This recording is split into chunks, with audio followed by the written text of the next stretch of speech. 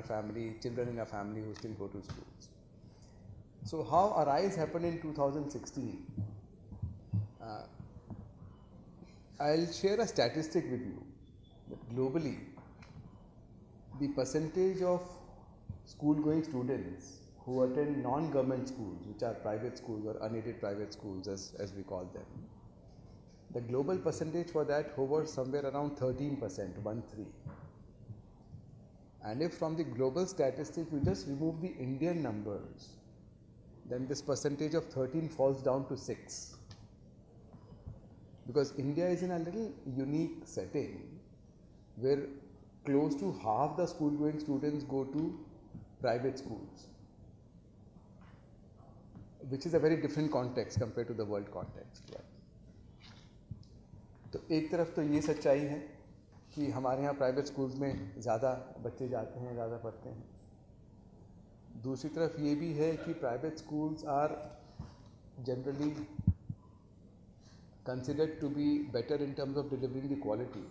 Having said that, I am at no point saying that the government schools are bad. There are great examples on either side and there are bad examples on either side. बड़े अच्छे government schools भी हैं, बड़े अच्छे private schools भी हैं, कुछ हल्के गवर्नमेंट स्कूल्स भी हैं, कुछ हल्के प्राइवेट स्कूल्स भी हैं, सब तरह से.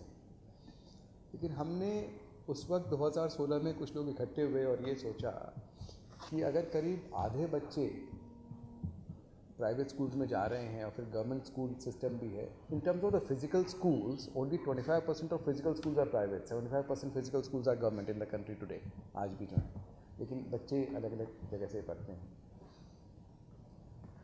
तो ये दो बहुत बड़े सिस्टम्स हैं. इन सिस्टम्स की आपस में बात कैसे करी जाए दोनों के बेनिफिट के लिए, देश तभी आगे बढ़ेगा.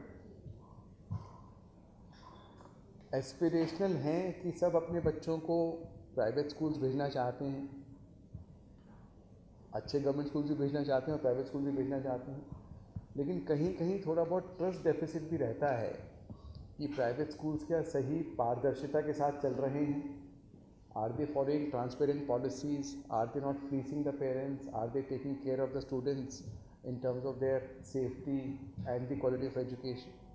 इस तरह के बहुत मुद्दे हैं जो पहले थे और आज भी चल रहे हैं.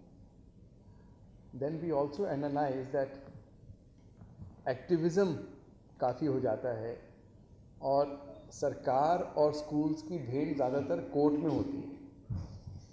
सो with all these we got together in 2016 to create a forum where we thought how can we meaningfully engage with the government and the community to find solutions to K-12 education or the problems that K-12 education has. हर एक sector में problems होती हैं.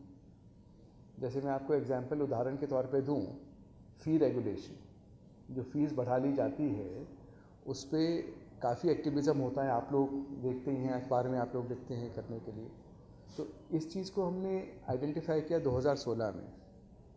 तो हमने कहा ये मुद्दा है क्या, इस मुद्दे पे क्या किया जा सकता है. So we picked up the legislations from several states in India, hired a large legal firm to study all of those, and then we brainstormed internally and with the government इसका solution क्या हो सकता है.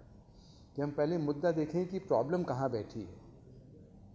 Problem ये है कि अगर एक फैमिली अपने बच्चे का दाखिला स्कूल में करा देती है तो अगले 10-12 साल के लिए वो उस स्कूल का कैप्टिव कस्टमर बन गया.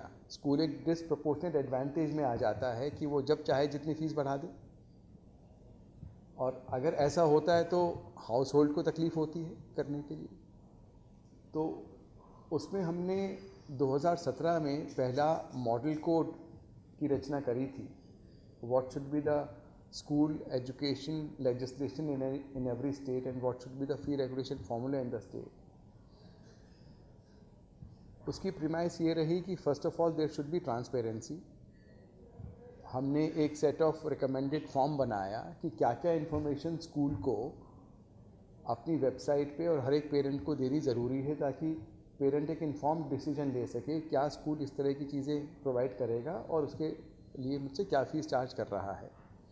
And then it's a parents decision whether to admit the child in that school और नॉट. एक बार जब बच्चे का दाखिला हो गया स्कूल के अंदर तो उसके बाद हर साल फ़ीस कितनी बढ़नी है उसको इन्फ्लेशन से लिंक कर दिया फॉर्मूले से, ताकि किसी भी स्कूल की मनमानी नहीं हो सकती कि मैं 20% फीस बढ़ा दी या 30% फीस बढ़ा दी। इन्फ्लेशन हर साल होती है, तनख्वाहें हर साल बढ़ती हैं, उसके हिसाब से कितना इंक्रीज़ होना है वैसे कर लीजिए, तो एकदम पूरी पारदर्शिता आ गई। Uttar Pradesh was the first state in 2018 to adopt our model code, and then in 2021 Haryana has adopted our model code, but several other states also are following the similar sort of a setup now. तो उससे एक progressive चीज़ आ गई कि देखिए problem ये chronic थी। 2000 आज से 8-10 साल पहले आप सबको मालूम होगा बहुत सी एक्टिविज़म हुआ करता था, लेकिन अगर सोल्यूशन निकाल दीजिए तो सोल्यूशन से सबका भला होता है। ये मैंने आपको एक उदाहरण दिया, but these are the kind of things on which ARISE works, where we work on policy, we engage with the government, what could be the solutions to the problems which generally are complex, but we can find simple solutions and take all the stakeholders together.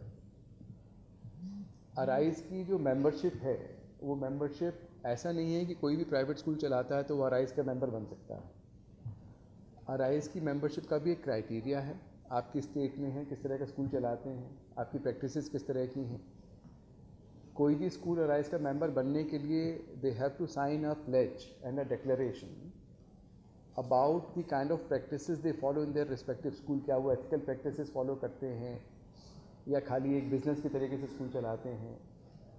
तो इसीलिए आज जैसे मल्लिका ने बताया करीब 1300 school 18 state से हमारे जो मेंबर हैं, they are all the eminent schools from different states in India who are our members.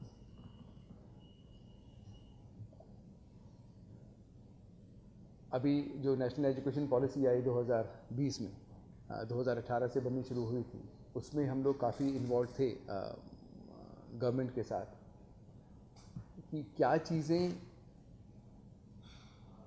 देश को आगे बढ़ा सकती हैं। देखिए एजुकेशन एक बड़ी इंपॉर्टेंट चीज़ है। If we educate a child right, then the nation is built. But how and what all needs to be done to ensure that the children are getting the right kind of an education?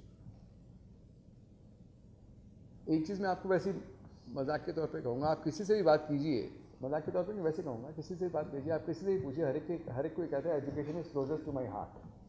हर एक कोई कहेगा, आप भी कहेंगे education को हर एक कोई ये कहता है। But when we say education is closest to my heart, which also means that I have an opinion about education. आप किसी से भी पूछे कोई ना कोई ओपिनियन एजुकेशन के बारे में देगा कि स्कूल एजुकेशन ऐसे होनी चाहिए, क्लास में ऐसे पढ़ाना चाहिए या कॉलेज में ये होना चाहिए, which is fine, which is fair. You know, it's a public sort of activity and everybody should have a view around it. But the fact is, education is also very technical. School education एक ऐसा sector है जहाँ आप कोई भी policy change करते हैं, कोई पेडागॉजी चेंज करते हैं, कोई भी इंटरवेंशन करते हैं, उसका result comes after a lag. ये नहीं कि आपने ये चीज़ डाली कल आपको उसका रिजल्ट दिख गया, उसका रिजल्ट आपको 3 साल 5 साल 7 साल बाद दिखता है कि आपकी इस इंटरवेंशन का रिजल्ट क्या आ रहा है।